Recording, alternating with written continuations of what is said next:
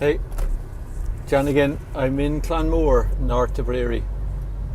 Templemore is 6 miles to the right. Rathdowney, County Laois, 6 kilometres. Rathdowney, County Laois is 14 kilometres to our left.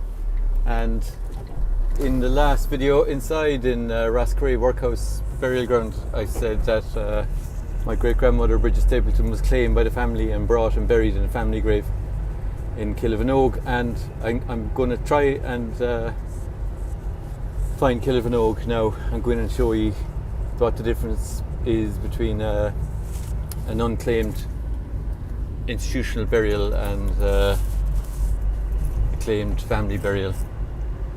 Just a quick look.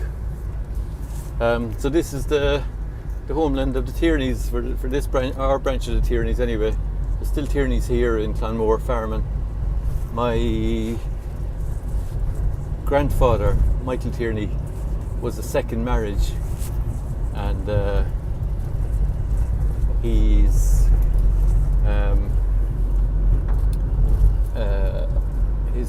father had a previous family and they inherited a farm. So my grandfather, I think he grew up inside Templemore town, back behind this great big town at the time. It's well known in Ireland now because it has it's the Garda training barracks, which I guess previously had been the army barracks. Big army town in those days, big market town. There was some big religious event on in Templemore way back 100 years ago. I can't remember, what was it? Was it a healing, or I don't think it was apparitions. Anyway, it's flat Midlands. We're on the fringes of the Midlands. We are the Midlands. I think this is our turn up here. I thought there'd be a sign for Killavinoge graveyard. I'll try it anyway. If it's not looking right, I'll just cancel this.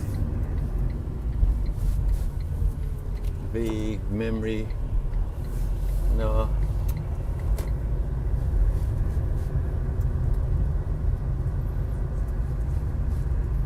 I should really do a recce first. Could that be it? I'm going to check the map.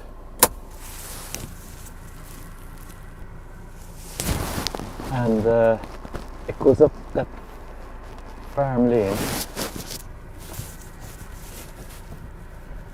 You go up behind the house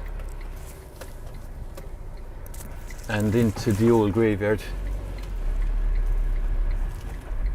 I came to graveyards later than the branch of field archaeology I was in. I really wasn't into graveyards. A colleague of mine, Maher, based down in Tralee, was into them big time, but I never actually asked him what or how. In a sense, I didn't get it, but he was way ahead of me.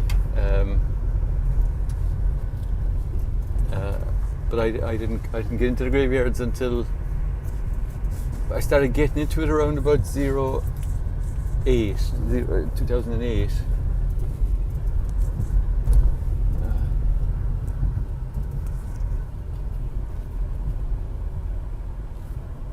Go past here. And what happened was I was digging over in Toomevara, which isn't that far from here. You go past the Devil's Bit, and is this right? And I was digging in Toomevara. Oh yeah, brilliant. Oh, this is all done up. This road wasn't here last time I came. So I was digging in Toomevara, and then we started to get this idea for a heritage project. And I said I better actually research my own family's burial grounds before I go trying to record other people's burial grounds. And this was one of the first graveyards I came into. I knew my dad's people were buried in Templemore, so I went in there. Had a very unusual experience in there, actually. I'll tell that some other day.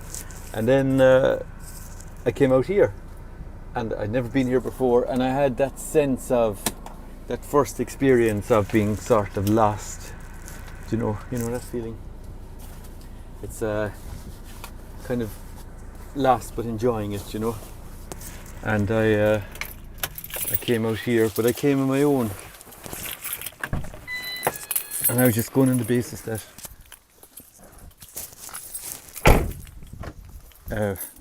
if this is our area, then there must be Tierney's buried in here. So there's the sign, Killavinoge, and there's steps up for the style, coffin rest. Coffins are often put there, or are put there, or in through the gate.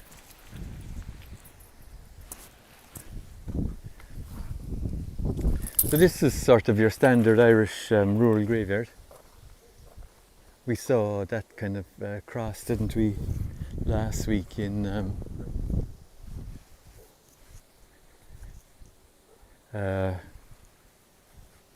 Clonmel. No, Carrick-on-Suir.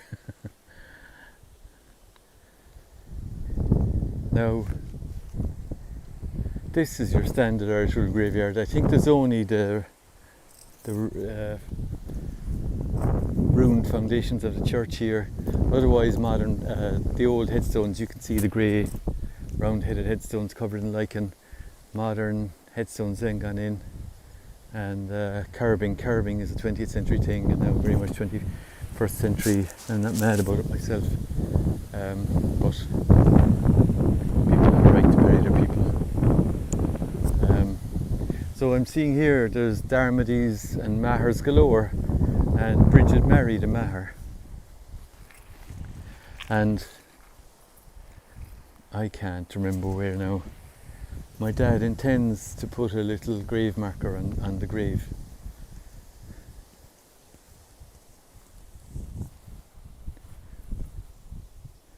Yes, Joe Orange. That his name? Orange's surname. Yeah. Oh, look at this. Okay, the ruined church, and then these big fancy box tombs. Very high status. Do you know, it's not how I remember it. Am I right? Ferns is, let's see, merciful to the soul of Daniel Maher, Magher. So Maher is one of the chief surnames in County Tipperary. I have a vague feeling of somewhere down here that Bridget's Mahers are buried, or that Bridget Stapleton is buried. So we're to come back again, my mum and my dad and my cousin Robert.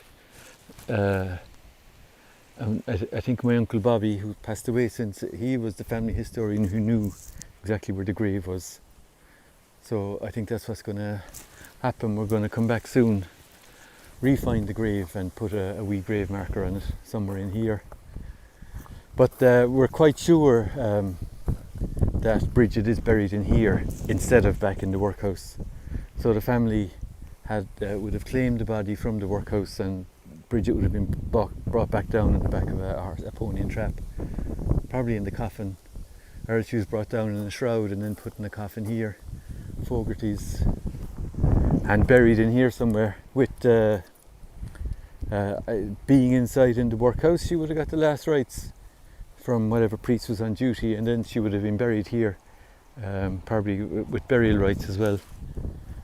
And now, as I think about the anonymous dead and how do we commemorate the anonymous dead, there's a difference between the anonymous dead who were buried by an institution and the anonymous dead who were buried by their family in consecrated ground. For much of our history, once we got into consecrated ground, that's all we were after. And then pretty much starting from the 18th century onwards, the fashion for headstones for all, or for many, began to come in. Lovely lime trees there. But it's in Ireland, really, the whole democratic headstone for everybody didn't kick in until the 20th century. And it was just important to us to get the last rites and then to be buried in consecrated ground. This place is really, the surface it's been all cleaned up. I prefer to see the original surface rather than a levelled off one, even though this grass is lovely.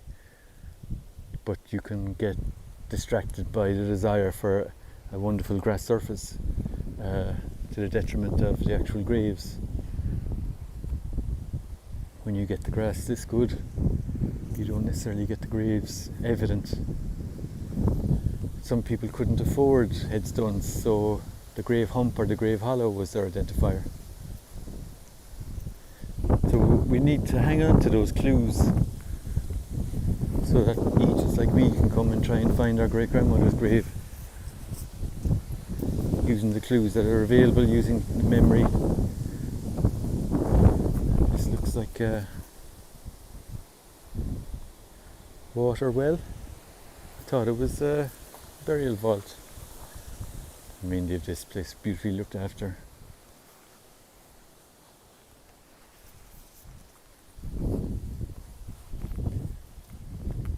But I'd rather see the undulations in the ground. I'd rather that the humps and the hollows were preserved. Latin, Roman numerals, high status. Death and life is all about status in our species. So we'll have to come back with Robert and Dad and Mum and see if we can trace this grave. There's a means of commemorating. If you can't identify the particular grave itself, you can also put down a grave marker saying near this place lies buried, something like that. And now, it's only now, like I say, this time last year we worked out the circumstances of Bridget's death. It's only now that we actually have the information for it. So, pardon me, conventional burial in a place like this can be anonymous too. Like small rural graveyards like this, let's say one person a month goes into them in their standard life. There's another Maher from Carlow. So one person a month, if you average that then across that ruined church down there, probably 12th, 13th century. So one person a month since the 1200s, 1300s. Work that out. Most of us are the anonymous dead. But when status came in and the tradition of putting grave markers in, there's Tyrion's over there, but I don't know, are they ours? When the tradition of putting grave markers came in, then we could actually monumentalise our burials. And what's that mean? Like, you can put a great big memorial that's going to last for a long time. That's a grave monument. A grave memorial can be a name carved on a piece of wood. A simple wooden cross. A memorial won't last as long as a monument. So when we monumentalise our memory, we're trying to do something different. I suppose it shows we're living in less poverty, which is what we all want.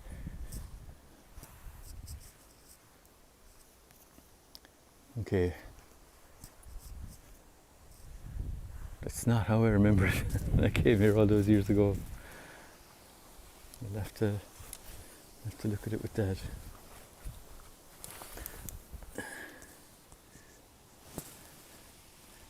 Deavy, John Deavy of the Derry, a part of this life. So I was just trying to tease out in my own head about the anonymous dead. So there's the institutionalised anonymous dead, there's the claim, there's those of us who get a family burial ground, anonymous dead. What is it you say? Your memory stays alive. No, it's as long as your memory stays alive, as long as people say your name, your memory continues. I think 3 generations is what we see in the graveyards, that you tend to see. A graveyard will continue a grave space or a grave plot will continue being minded for up to 3 generations, and it's the rare one then that continues longer than that. But here, we can see evidence of that. And then if you die in an institution, and that was the thing, the poor law unions that came in the mid-19th century, that whole ideological battle that was going on over in England, that spread across within their colonies, and that continued here, and that whacked the place during the famine. That resulted in the institutionalised anonymous dead buried in the famine graveyards. This isn't one of them. This is your conventional Irish rural graveyard, and it has some of my people here.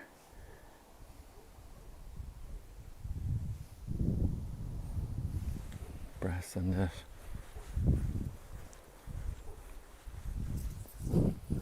Carol's, Maher's, stone wall surrounding. Okay, just trying to think all that through. Talking to historians like Aoife Vernac, Aoife says for all the famines that happened before the Great Famine, and there was, I don't know what the facts are, but there's something like a famine every generation in Irish history. For all those famines, because the Poor Law Union wasn't put in place, it was the local parish was the system for dealing with the poor, and therefore the local parish was responsible for burying the unclaimed parish dead, and that they would have been buried then within that parish context. So that's why very often there are graveyards where you're told there are famine graves in them. Dennis Power, who a fantastic field archaeologist, he says, you know, just because it's a famine grave, we don't know exactly what famine it is. It doesn't have to be the Great Famine. And when you put all those things together, pre the Great Famine, pre the Poor Law Union, you can have famine graves inside in these kind of rural graveyards as well.